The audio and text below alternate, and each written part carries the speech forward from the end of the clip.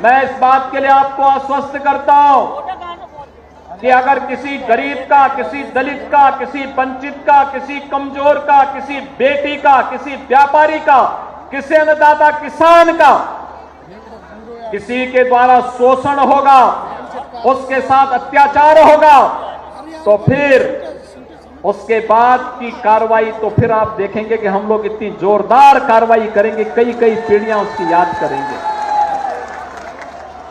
और इसलिए बहनों और भाइयों, आप सबका मैं आह्वान करने के लिए आया हूं। जिस समाजवादी पार्टी ने पहचान का संकट आपको दिया था, जिस समाजवादी पार्टी के द्वारा पूरे प्रदेश में अराजकता का माहौल पैदा करने का प्रयास हुआ था, बहनों और भाइयों, उसकी गुंडागिर्दी की हरकतों से आप सावधान होइए।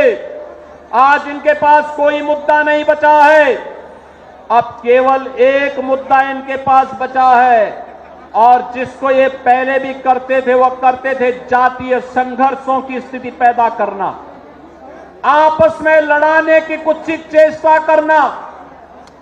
इनकी इस मंशा को सफल मत होने दीजिए। मैं बार बार कहता हूं कि बटेंगे तो एक रहेंगे तो फिर हमें जातिवादी मानसिकता के लोगों के चक्कर में नहीं पड़ना है। अन्यायी अत्याचारी के खिलाफ डट करके लड़ने के लिए तैयार होना है। सरकार आपके साथ खड़ी है।